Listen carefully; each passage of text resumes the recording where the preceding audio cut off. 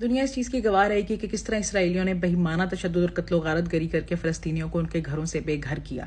کس طرح ان کے بچوں کا قتل عام کیا گیا اور ان کے گھر، ان کے کاروبار، ان کے اسکول، ان کے ہسپتالوں کو زمین بوس کر دیا گیا۔ لیکن دنیا یہ بھی یاد رکھے گی، اور میں چاہوں گی کہ آپ لوگ بھی اس کے گواہ رہیں اور اس کو یاد رکھیں کہ جس وقت فلسطینیوں کا یہ قتل عام ہو رہا تھا، اس وقت عرب لیگ کی ایک کانفرنس ہوئی تھی جس میں 5 نکات دیے گئے تھے۔ ایک تو یہ کہ امریکہ کے ساتھ جتنی بیسز ہیں ان کو بند کر دیا جائے تاکہ امریکہ سے جتنے بھی ویپن اور جتنی مشینری اسرائیل تک آتی ہے جو کہ پھر فلسطینیوں کے قتل عام میں استعمال کرتا ہے وہ رک جائے۔ دوسرا یہ کہ آئل امبارگو کی تھریٹ ان کو دی جائے کہ ہم آپ کو آئل کی فراہمی بند کر دیں گے۔ تیسرا یہ کہ جو بھی سویلین فلائٹس اسرائیل کے ساتھ جاری ہیں وہ فلائٹس بند کر دی جائیں، اور پھر یہ کہ امیڈیٹ سیز فائر کے لیے کہا جائے۔ اور دیکھیے یہ کون سے 4 ممالک ہیں جنہوں نے یہ بل ریجیکٹ کر دیا۔ یہ ہیں سعودی عربیہ، بحرین، موراکو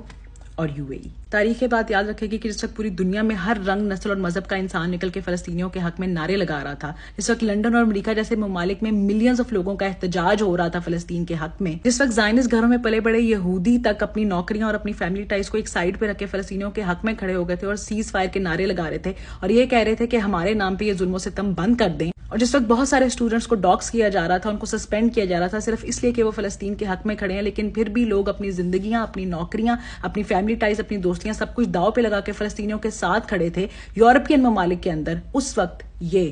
جو ڈائریکٹ نیبرز ہیں فلسطین کے، جو ان کو اپنا بھائی کہتے ہیں، جو مسلم امہ کے جو ہے نا وہ بڑے پیو بنے پھرتے ہیں، اس وقت یہ بغیرت جو تھے انہوں نے کہا تھا کہ نہیں، نہ تو ہم امریکہ کو اپنی بیسز دینا بند کریں گے اور نہ ہی ہم ان کے تیل کی سپلائی روکیں گے۔ اور یہ جو آپ کو نیوز میں نظر آتا ہے نا کہ بحرین نے اسرائیل کا ڈپلومیٹ اپنے ملک سے نکال دیا، ان کے ایمبیسڈر کو نکال دیا، اور سعودی عرب نے کہہ دیا ہم یہ کر دیں گے وہ کر دیں گے، صرف اور صرف ایک ڈرامہ ہے۔ حقیقت ان کی یہ ہے کہ ان سب نے اپنی ایئر سپیسز بھی امریکہ کو دی ہوئی ہیں جہاں سے اسلحہ جاتا ہے اسرائیل تک، جو فلسطینیوں کے بچوں کو مارنے میں استعمال ہوتا ہے۔ یہ تیل کی فراہمی بھی ان کو کرتے ہیں، ان کے ساتھ فلائٹس بھی چلاتے رہتے ہیں، اور ڈپلومیٹک ریلیشن شپ بھی ان کے بالکل ٹھیک چل رہے ہوتے ہیں، اور صرف ہم لوگوں کو دکھانے کے لیے ڈرامہ ہوتا ہے کہ ہم نے فلانا ڈپلومیٹ نکال دیا، یہ کر دیا وہ کر دیا۔ باقی جب امبارگو کی باری آتی ہے، جب اصل میں کچھ کرنے کی باری آتی ہے، تو یہ 4 بغیرت ممالک ہیں جنہوں نے کہہ دیا کہ جی ہم تو یہ سائن نہیں کریں گے اور ہماری طرف سے جو ہوتا ہے وہ بے شک ہوتا رہے۔ یہ نہ کل فلسطین کے حق میں تھے اور نہ ہی آج ہیں۔ کل بھی یہ ان کے بچوں کی لاشوں کے اوپر اپنی سیاست کر رہے تھے اور دنیا کو اپنا ایک چہرہ دکھا رہے تھے، اور آج تک یہ وہی سیاست کر رہے ہیں، جبکہ اصل میں یہ ہے ان کا روپ۔ اپنے ڈپلومیٹک طریقے بھی صحیح رکھے ہوئے ہیں،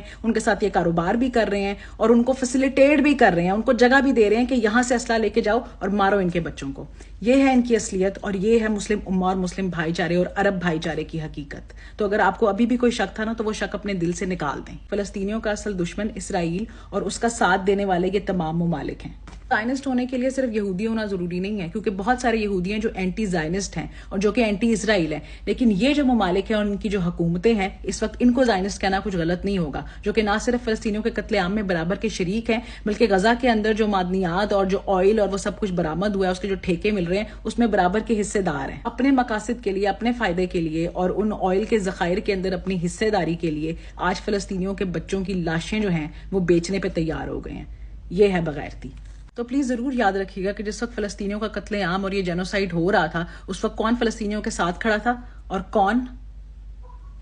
ان کے خلاف اسرائیلیوں کا ساتھ دے رہا تھا۔